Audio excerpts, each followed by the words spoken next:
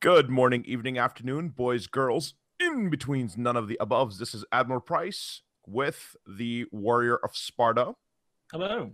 Malakith, Hello. and Lionheart, Hello. bringing you a review for Total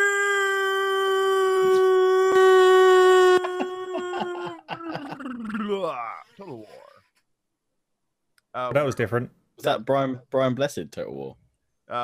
It spawns from the samurai guy in the samurai announcer guy in Shogun 2. Oh, right, yeah. So I used to start all my Shogun 2 videos with Shogun. It just kind of went from there.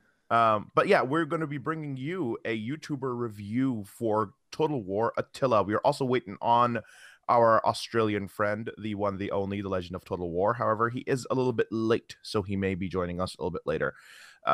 So let's, because we are on a little bit of a time limit, let's just jump right into it and get some opening first thoughts from everybody on what their first impressions of Attila really are, their impressions of Attila overall really are. So if you would do us the honors, Mr. Lionheart.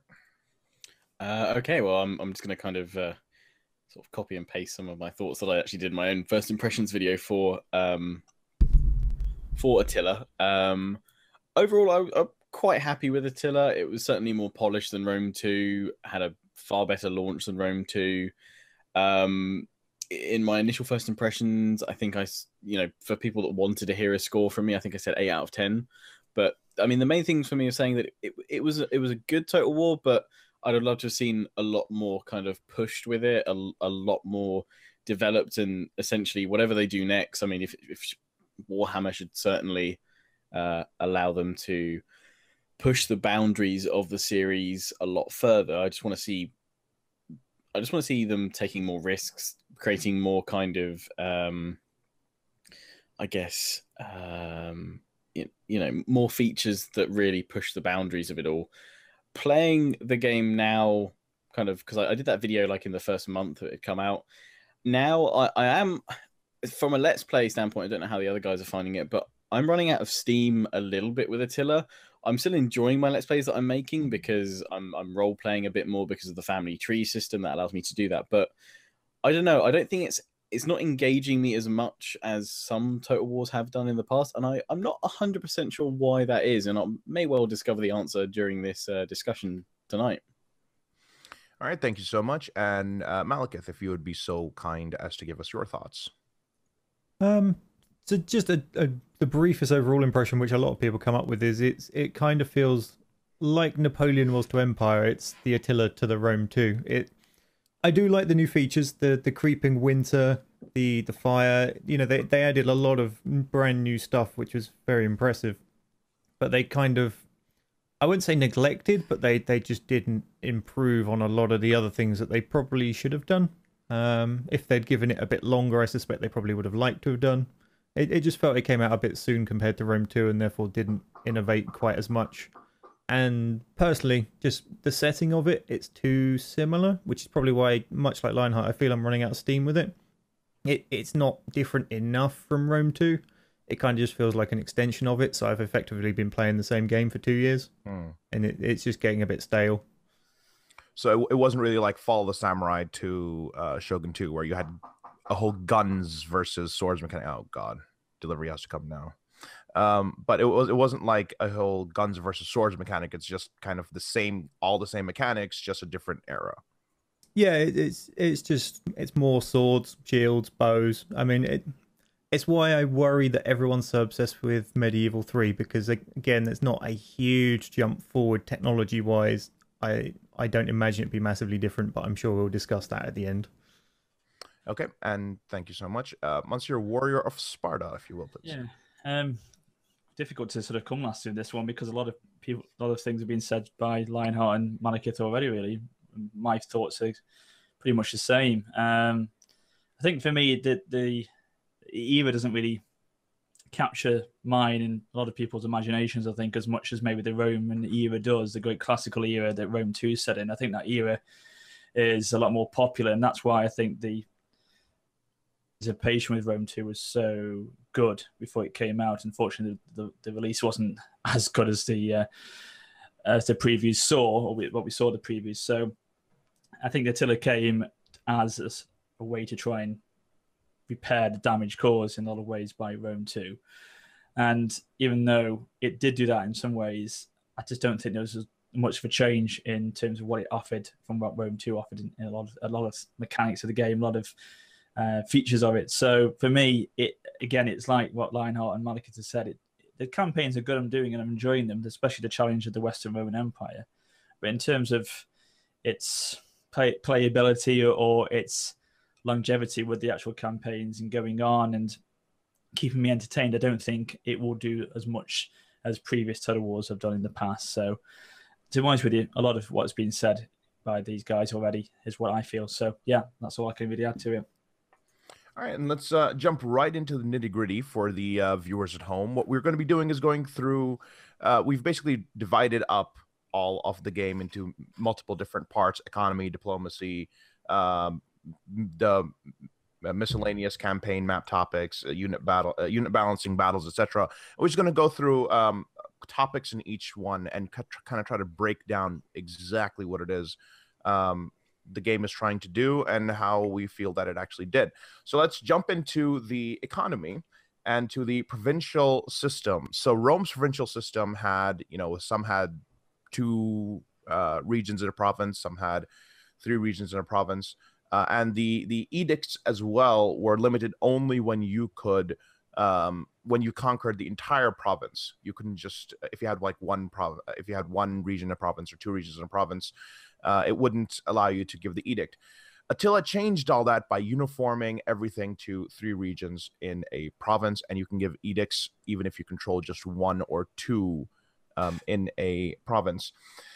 Do you guys feel that overall the overhaul to the provincial system was needed, or do you think it was messing with a formula that really didn't need very much of a change? I'll jump in if that's cool. There's some parts about the provincial system which I really like, and I was quite happy to see it kind of come back in Attila. But to me, honestly, having the ability to issue an edict with just 1 territory kind of makes no sense, or it really reduces the impact of, in Rome 2, I remember some of the kind of the previews we're talking to the developers about the new provincial system, was that it gave you a kind of a dedicated path of where you'd need to go with your conquest, because you'd want to conquer all 3 regions or both regions in a province, so that you could then issue an edict. In Attila, you don't have that because it doesn't matter. You can just claim 1 region. What I would have liked to have seen was that, okay, yeah, sure, if you're going to have the ability to issue an edict with just 1 territory, that's fine, but make the edict scale up in effectiveness as you get more territories within that. So if you get all 3, you get a slightly higher percentage boost for, the public order that's being, because you've got all those regions unified. Something like that would have made the edicts, being able to have the edicts from 1 settlement onwards, make a bit more sense. I do like the fact that in Attila, minor settlements, so not only the provincial capital at the start has walls, but I like the fact that if you upgrade settlements enough, the minor ones enough, they get basic walls in Attila. So all settlements can have walls, which I think was a major complaint for some members of the community, because they were saying, why is X settlement not got walls? It had walls at this period of history. With Attila, at least at some point, every settlement can have a wall if you upgrade it enough, and I think that's good. I think that's a good system. I'm glad they implemented that into the provincial system. In some ways, though, and I actually kind of realized how much I missed it when I played Napoleon Total War this weekend for the first time in about a year or so. I realized how much I'd missed the system in that, where you had various buildings at different locations on the campaign, making up little towns and villages, because it made you actually want to go out and raid or defend those specific points. So I think the current provincial system as it is in Attila is okay. I think there's work to be done on it, and I would like to see that expanded further in future titles. Anybody else want to jump in on that? Yeah, expanding on the thing with the buildings being like, as again with Napoleon, the sort of certain buildings being out in the fields, don't necessarily like that for all buildings, but certain things I think should certainly be there. So like mines, you're not going to build a city right on top of the mine. That would be out sort of slightly further away. And I think what that would also encourage is not just running around with a full 20 army death stack. You would actually just have a little force that runs in, raids the crap out of it, and runs away again, which to some extent might also make those units that have the raiding ability actually useful. Because, I mean, for me, I've seen them units and you go, oh, I'd quite like that, but they're too weak to be an army on their own. And if you've got to go for a full army, you might as well take the place as opposed to just trying to raid it. So that they seem to be a nice idea, but they're hampered by the way the map's implemented, I think.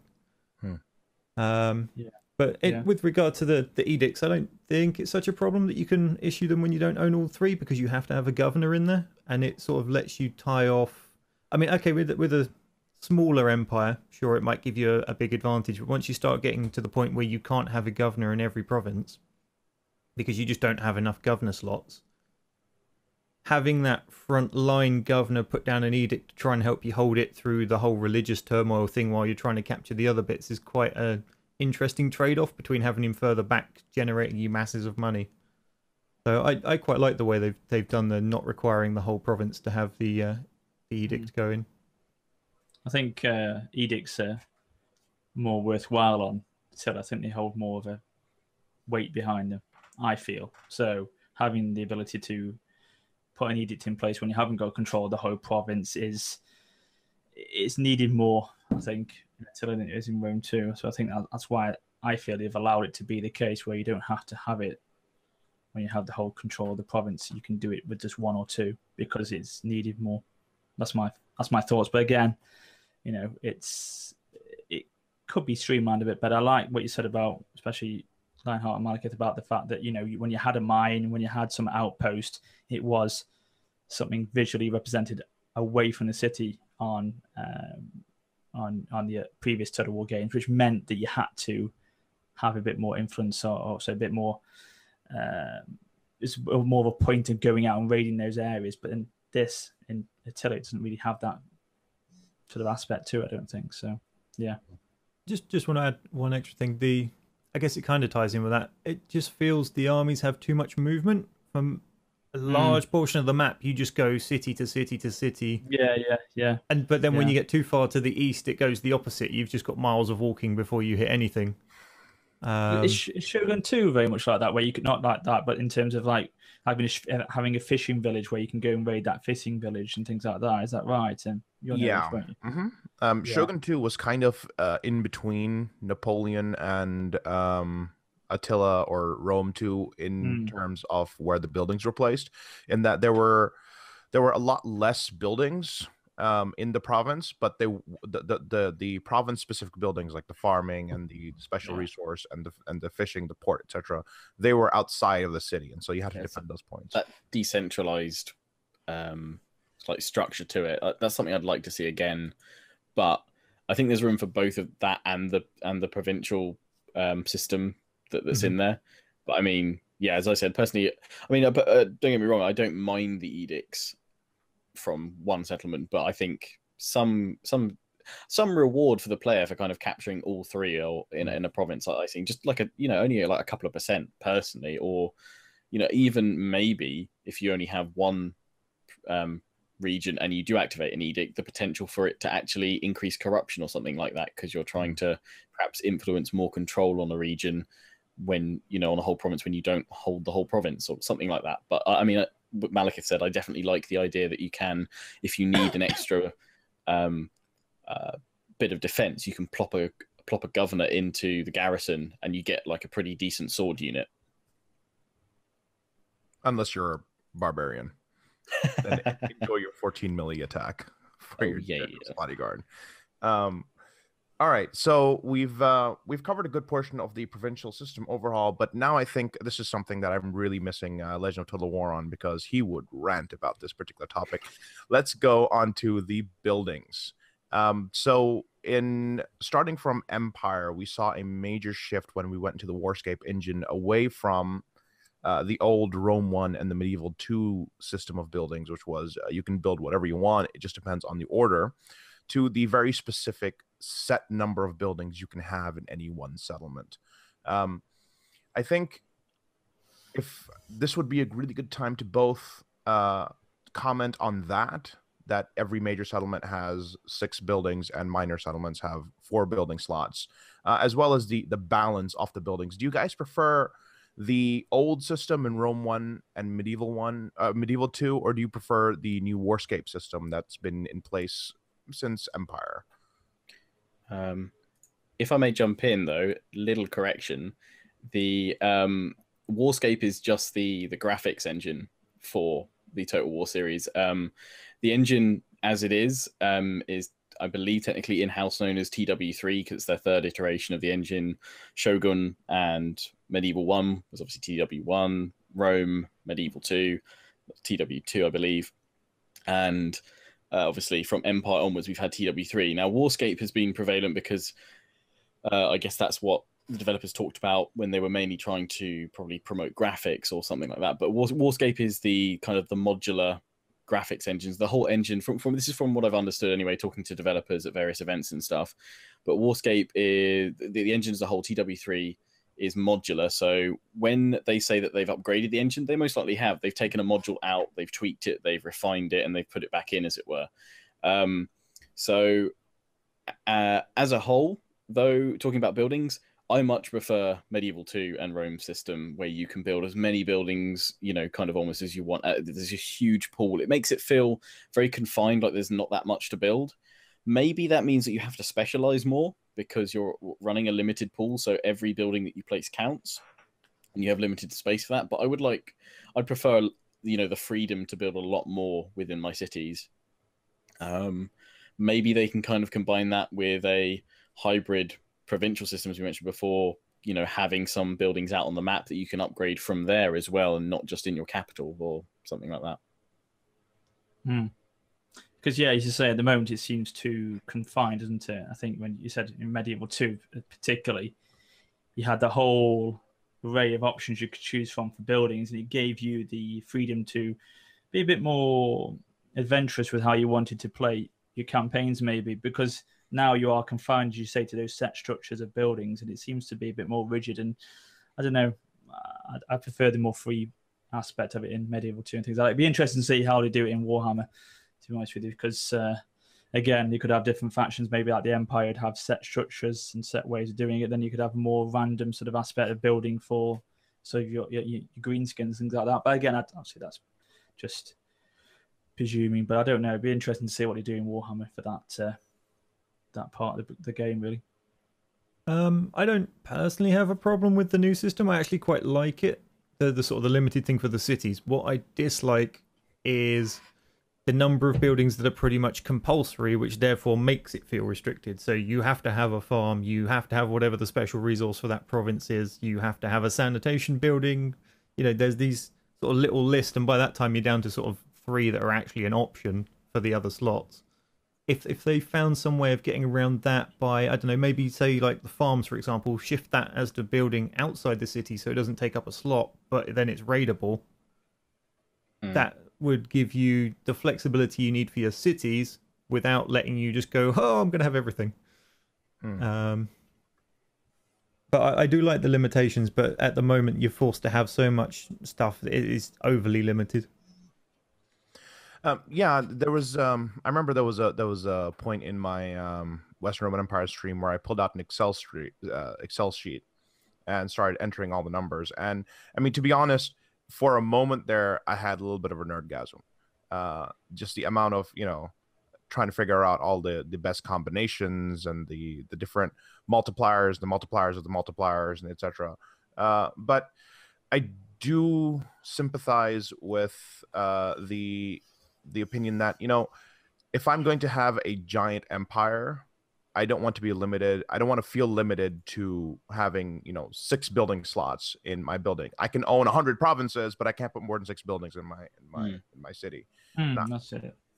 Rome. It's like Rome. I always felt really robbed when I controlled Rome.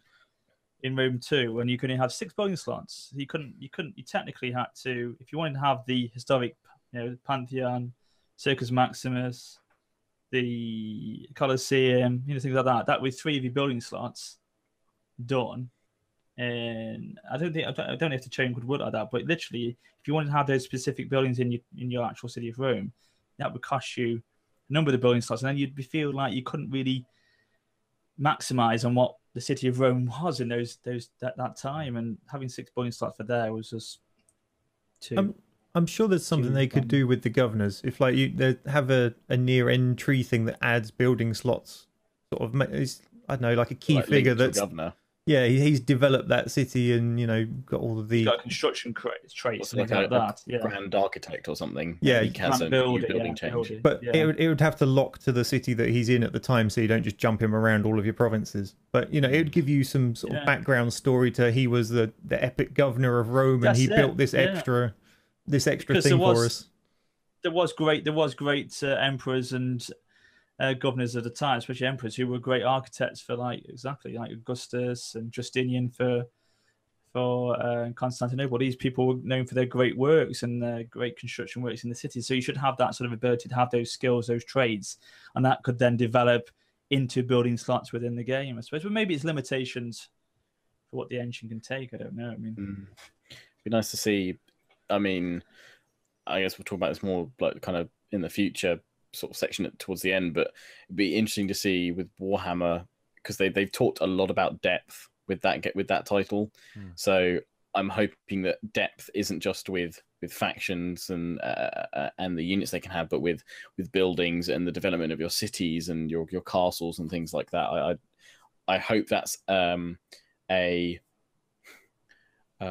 term that they're implementing across the whole game rather than specific sections, because I mean, I'll probably say this throughout, but Attila for me is good, but there's so much more it could achieve and it could have, and it could be, the depth could just be increased and the feature set. And I think it's annoying when you find a settlement. So it should have 6 buildings, but it only has 5 or something like that. Yeah. And the last one's empty. Like, why is there not an extra building plot here? Do you think Attila was, I don't know, not rushed, but he was pushed out there to try and mend the cracks for Rome 2, and obviously didn't have as much development into it as, say, Warhammer is going to have? Or Malakith hit it on the head earlier, and I mean, I've said it myself previously, but it's the same as Empire's Napoleon. Attila is Rome 2's Napoleon. It was more refined, far better launch. Performance wise, it's a bit hit and miss. Some people say they get better performance in Attila than Rome 2. Some people say they get better performance in Rome 2 than Attila. Attila has higher resolution textures, so it technically should be more demanding. It's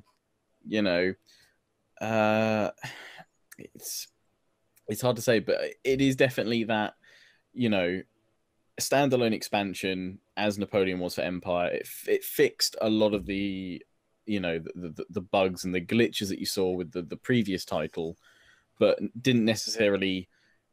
I think it was more evolutionary rather than a revolutionary step forward in the series. It was enough to go, here's a more complete title, let's set it around Attila so that you have some kind of story or almost narrative arc to it and focus to the game, but it's not really pushing any boundaries. It's playing it safe.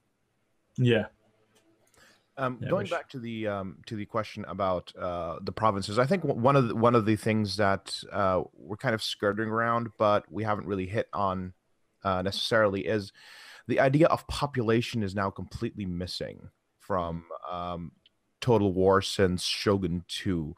From I think Rome 1, Medieval 2, and Empire Napoleon, there was the idea that there's a certain population that is in your province, and as the population grows, the more you can build the settlement. We have this concept of growth in Attila, but that never goes down. It mostly just goes up. Even if you have negative growth, you don't start losing your buildings or losing your population. It just stays stagnant where it is.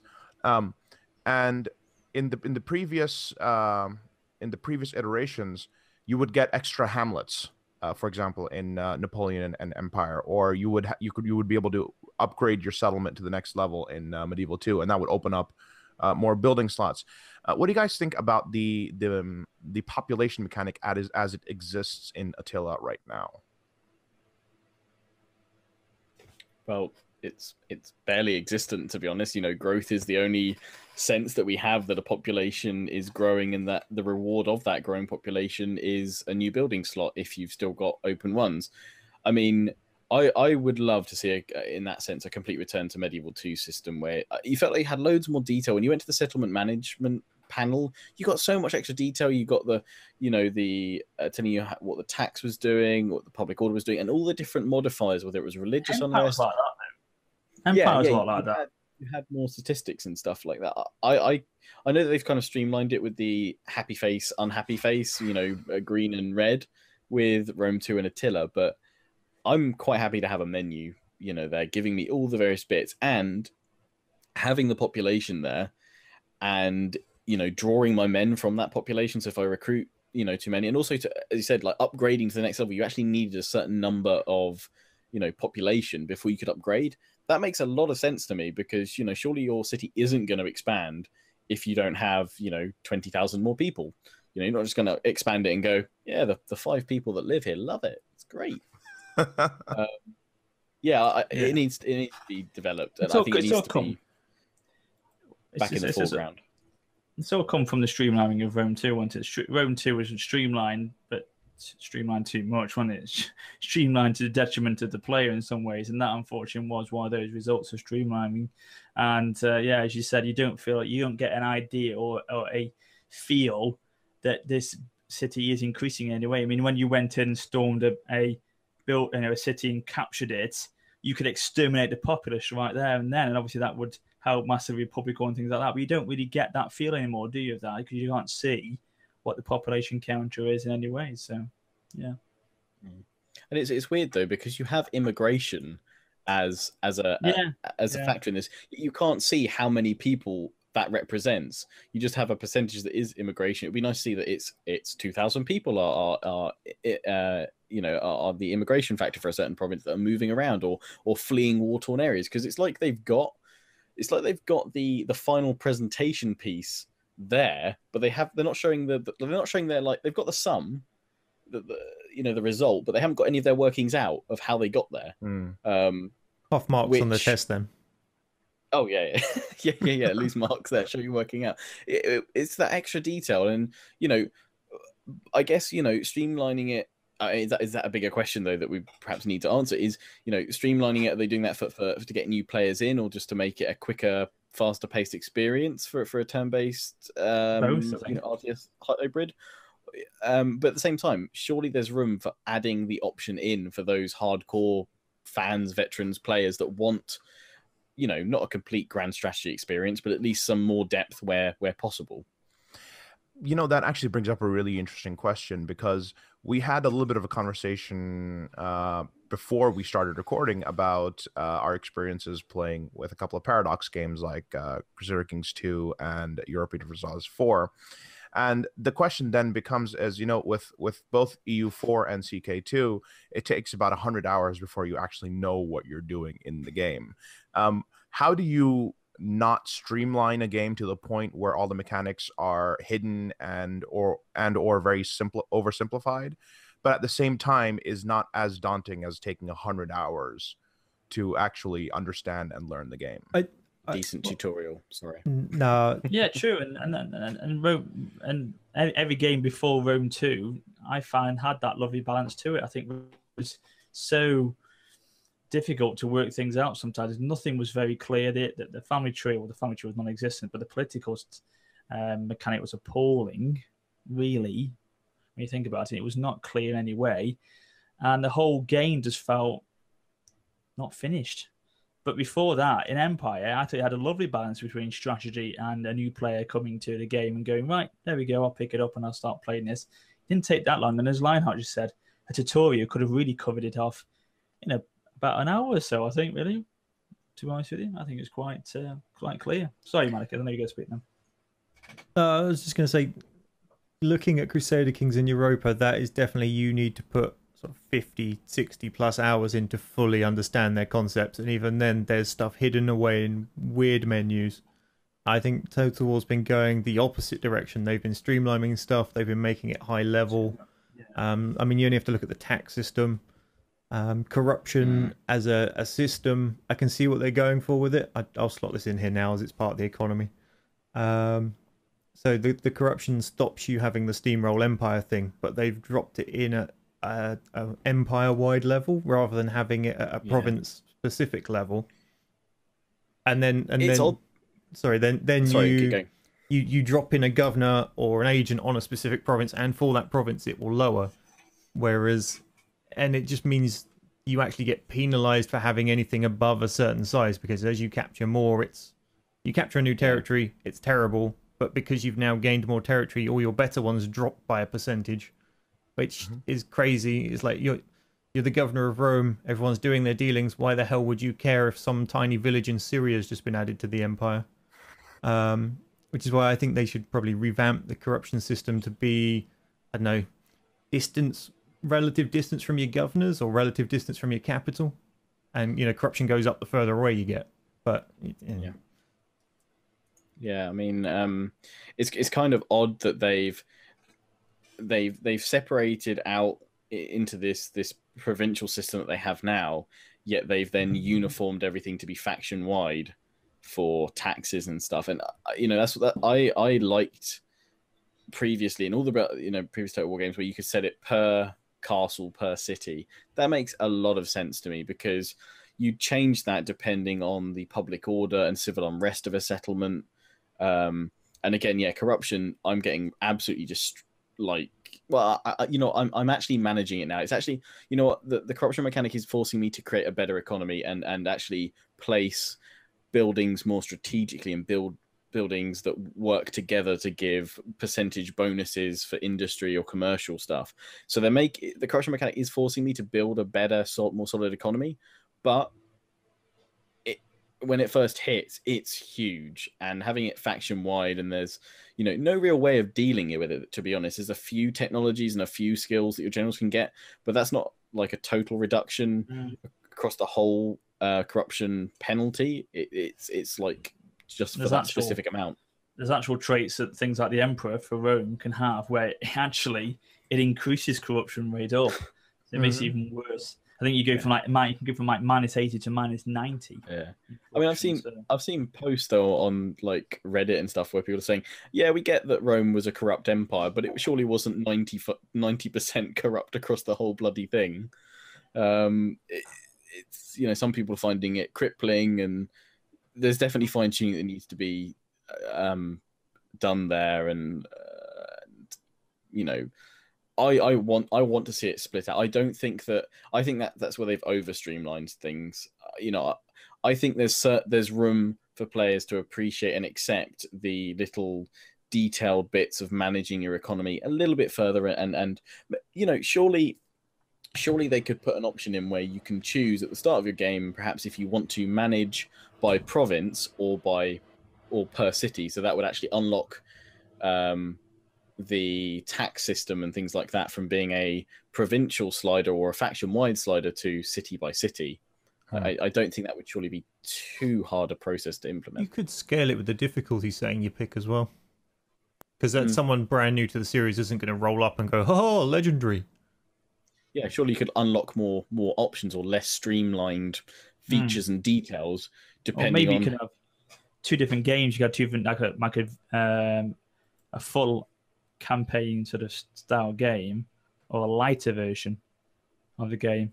Different players need. Well, it's like the battle realism that you get for battles. That adds in kind of, for the hardcore veteran fans that don't like any mini maps or any, very little UI, that really like just to get immersed into the battles and play it, as a, more difficult level with, I guess, the minimum amount of information, whereas it would be opposite. If you wanted to play on the maximum difficulty, you'd want to get as much information or as much control over your empire and your cities and things like that, and build as many buildings as possible within, the slots and what have you. But I guess streamlining is aimed at getting more more people to play than the existing players back. I don't know. Okay.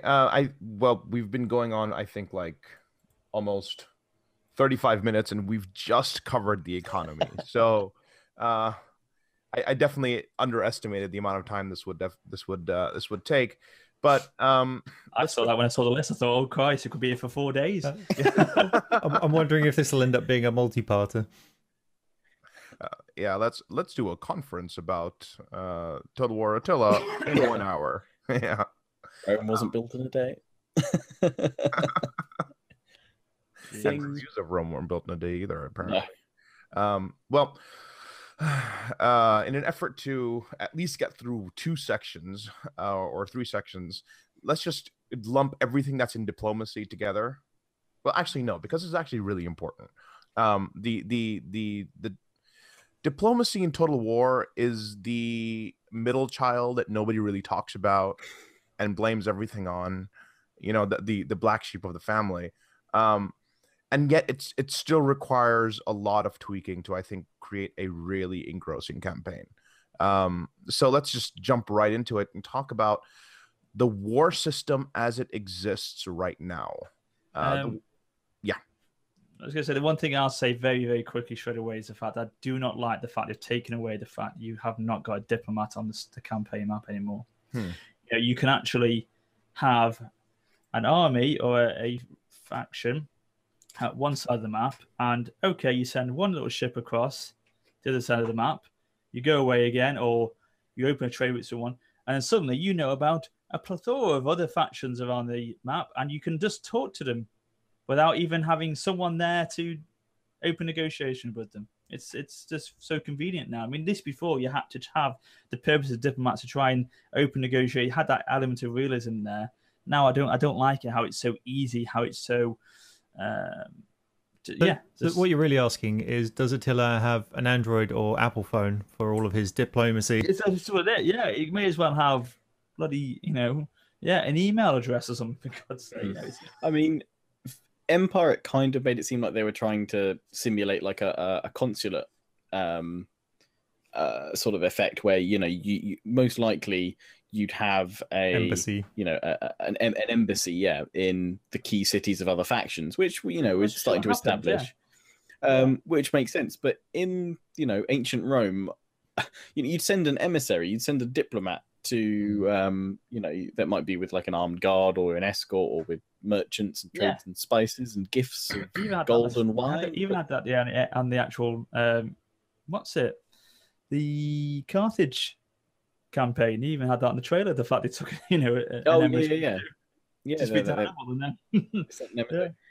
I think they've.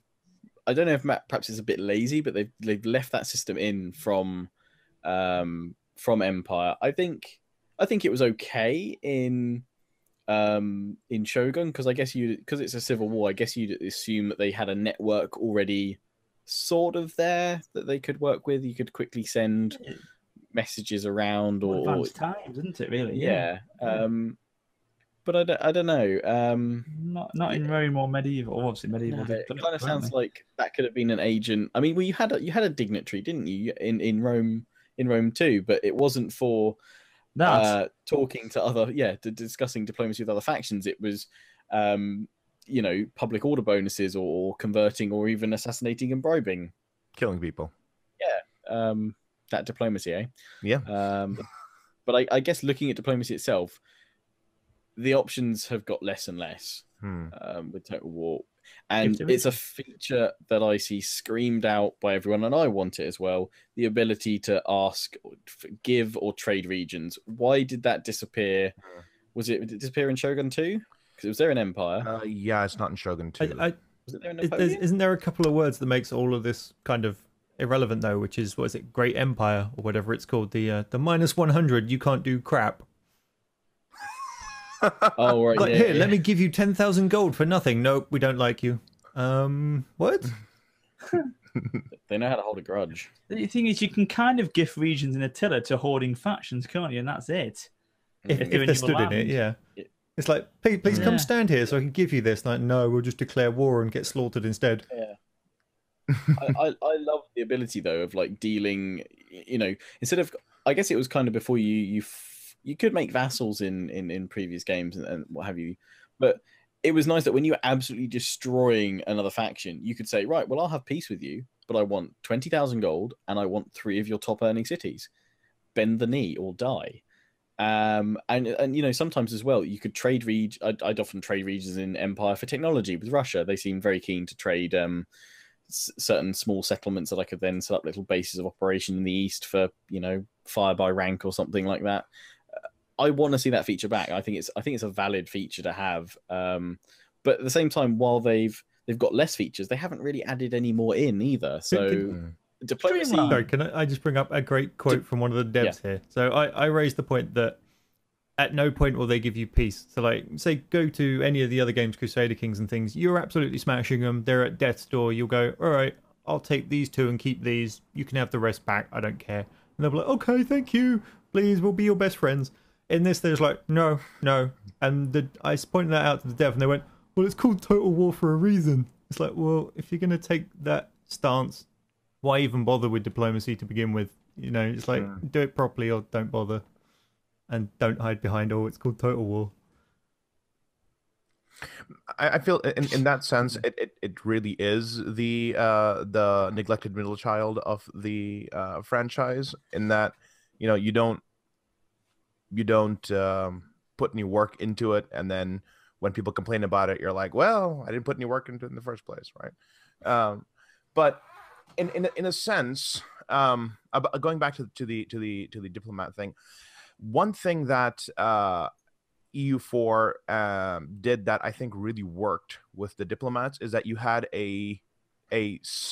like 1 or 2 or 3 diplomat slots, and then you could send those diplomat to certain nations on missions, but you couldn't open diplomacy with everybody at the same time. And they had a travel time. So they didn't just magically appear. Exactly, they had a travel time. Yeah, they go there and they come back and whatnot. And I think that might be something that they might want to look into incorporating. Like, it takes a turn or a certain amount of time. If you open diplomacy with one faction with this diplomat, you can't send it to other factions, etc. So almost like you could still have the current system as it had, the current menu system, but you would have to put in a request to speak to them, as it were. So that would be, in essence, behind the scenes, suggesting that you'd send off an emissary. And then next turn they'd come back and say, hi, yeah, we got received your diplomat. Or, you could have a function where there's, I don't know, a 20% chance that he died along the way, or mysterious circumstances when he arrived. We didn't like the wine and spices he was Here's your head back. Here, he's dead. Yeah. Oh, no. Yeah. We found have this on the side of the road. You could have the Leonidas-esque, just give him back. Here's the heads of conquered kings. Now I'm going to kick you in a well. And he fell down the well. I didn't touch him. Minus 10 sanitation. Yeah, minus 10 sanitation. Yeah, you kicked a barbarian down your well. It's not good for this. Not good for the city sewage, is it? Yeah, for me, kind of from Napoleon and Empire, one of the big things that I was looking forward to being improved was sieges. And I never really thought about diplomacy, but too much, because it seemed okay. And then when all those features kind of, several features disappeared in Rome and Attila, it's like, just whatever they do next, be it, even if it doesn't make it into Warhammer, whatever the next historical one is, please give diplomacy some love, because it needs some attention. It needs some more features. It needs to be expanded. It doesn't need to go crazy with hundreds of options, but a few more, and bring back a few as well, would make a world of difference, I think, because all you really do is ask for trade, maybe trying to extort some money when you're looking for peace or something like that, or calling your allies to war. 3 options out of a whole system is what you're using it for. If they'll even take trade agreements. Which they don't. Exactly. Yeah, have a wife. It's like, I've got a trade good you don't have. You can get some money. Nah, don't feel like it. What? Don't like you. You're only trustworthy, not very. Oh, the buying and selling of wives is definitely a appreciated added feature. Yeah. I like the role playing element of trying to get a good dowry for them as well. Mm-hmm. Sometimes those barbarians are just cheapskates. 300 gold, seriously? She's marrying your son and heir. Not cool, barbarians. Not cool. But let's quickly refocus on this idea of the war system. One of the things that I think has worked before when video games weren't very weren't nuanced was the single declare war button, and then you're at war with the faction, and then you make peace by clicking the let's make peace button. But now we see declarations of war and war systems being done so well and in different, more complicated ways in other games. Do you think the core system of declaring war and making peace needs to actually see an adjustment in Total War?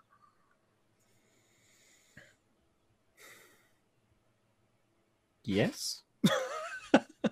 Again, I think there could be a few more options to it. I know that when you declare war on a faction, or you essentially have the option to drag all your allies in or none at all. It'd be great to checkbox a few of them to bring in, because you can see that they have bad relations, Or rather than dragging them all in and risking some, because then you end up losing a really good ally or a tributary state, and that really weakens your position overall. Where you'd be like, actually, I'd rather not call you to this war, but I need some allies, I need some guys backing me up. But the option is have some guys back me up, and then lose half my allies and potential tributaries and income and trade and what have you with that, or none at all. So, I mean, you have to essentially declare war with no allies and then try to go around and bribe them all to join the war, which costs you even more money. Malakith, you wanted to say something? I think he covered it, to be honest. Yeah, I think it's great. One of the things that I'm kind of getting at is that, and I'm going to constantly do this with the EU4 and Paradox comparisons, but with EU4 you have the war score system as they have it, and every war has a goal, and you're either achieving the goal or you're getting farther away from achieving the goal. And after a certain point, factions no longer want to be in a war for a long period of time, or war becomes more taxing on them when they're in multiple wars at the same time. That system of dynamism within the wars creates for a lot more, I think, engrossing mechanics. And I feel that one of the things that Total War is lacking in general is the less black and whiteness of war. This is a time when you could be fighting against a people, and then a year later you'll be fighting with the same people at the same time against another people, and then again you'll change sides with another people and fighting against the people that you were allied with, and that dynamism doesn't really exist with the current mechanic, because you never get peace. No. You declare war once and you're never going to get peace. The assassins are never going to take peace as long as they have their 90 settleries.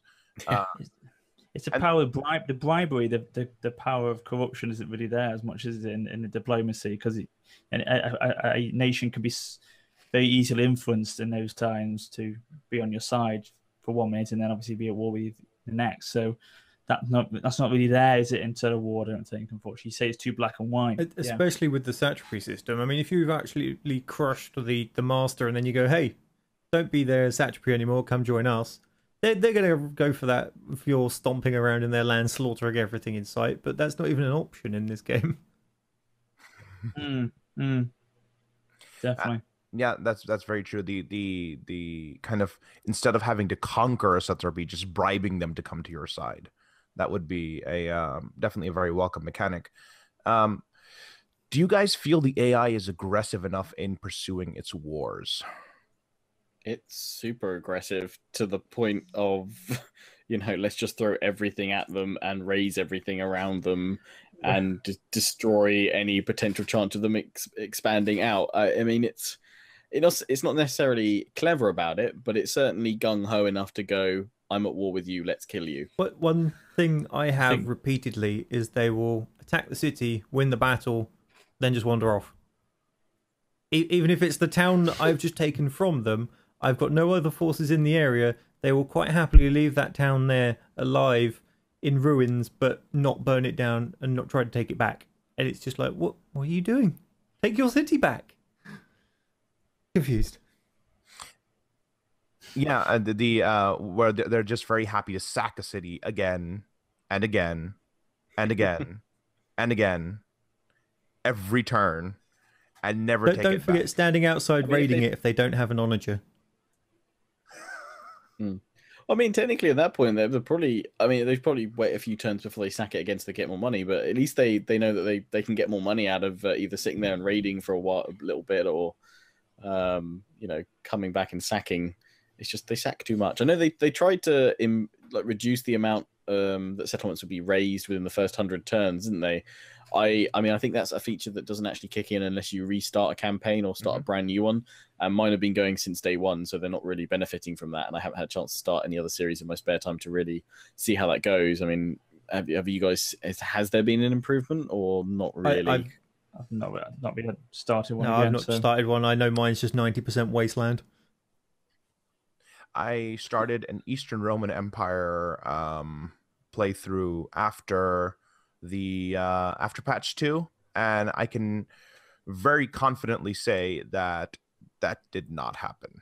No. The entirety of the West is a barren wasteland. I mean, it's really like a nuclear holocaust that took place over there. I mean, I get that this is more of a survival game than an empire building game, and I actually quite like that. I like that they've actually tried to change the whole focus of a Total War game. It actually, the corruption mechanic is a good point of this. It's not about building a big empire necessarily. It's about, I mean, all the objectives are survive until this date. I like that, but it's like it's being forced down your throat with no option to breathe in between. Yes, by all means, let the hordes, let the Huns, raise a settlement. But it's a bit weird when the Franks go and raise my lovely Saxon city or something like that. Did it smell? Was there something wrong with it? Was the sewage bad? I think they did a good job of giving it that oppressive feeling for the first. I don't know the number, but there's like X turns, and then it kind of turns. Like you're big enough to be able to hold yourself, but no one can really do anything because it's winter 3 months of the year for, a huge portion of the map, and everyone's dying of attrition. The other corner's got desert, so everyone's falling apart unless you're the Sassanids. Everyone just got to get stuck in this little rut, and you have to grind your way forwards. And it's kind of like they had a good early game, mid game's passable, and then late game's just no. Yeah, it's definitely stronger in the early game. And I mean, yeah, to that first objective of survive until 425, I think that's probably where some of the best gameplay happens. And then you get this, it comes into a bit more of a dull affair in the mid game. And I'm my Let's Plays are probably heading towards late game now, going towards their military or cultural victories. And, normally this would be where I'd steamroll through. The corruption mechanic is kind of keeping me in check a little bit because I don't want to expand too much because I'm going to get wrecked by that high percentage. So I'm having to rebuild my economy. But it's more of I'm just going to have to sit here for 20 turns, rebuild my economy, and then steamroll through it. It's like they've thrown a log in the middle of the road. I'll get over it in a minute, but it's still the same bit of road the other side. There's no yellow brick golden path of glory and I don't know, sweets and chocolate. Not helped by the AI's continued ability to spam out full stack armies in 2 turns with gold upgrades and hire 7 mercenary onagers from the same province in a turn. You must be managing those trades pretty There's not even that many mercenaries in the damn province, and somehow they're sitting there going, "Oh, I've got 7,000 outgoing in mercenary onagers that I hired this turn." It's like, yes, no cheating here, game. Yeah. I think that the most fun I've had in a Total War game for a while was definitely those 20 or 30 turns where Attila parked 6 of his elite stacks in and around Mediolanum and dared me to declare war on him. That was really, really fun. And dealing with those Hunnic stacks, the battles that happened and recovering from his raising my settlements, that was fun. The moment Attila died, the game became a giant slugfest. It was just not fun anymore. It's kind of once you kill Attila, Total War Dark Ages survival gritty Huns are here, flaming, burning. Let's admit it. It probably does a very good job of showing you what it was like at that time period. Yeah, I mean, it is nice and gritty. It is nice and dark. The settlement burning and plague and pillaging and sacking and razing. The nuclear bomb-esque razing of a province fire effect is nice, and it shows that there's a lot of destruction going on.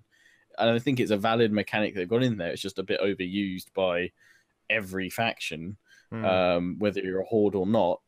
It's kind of like they went, "Oh, look, shiny new option. Let's press this every time." Though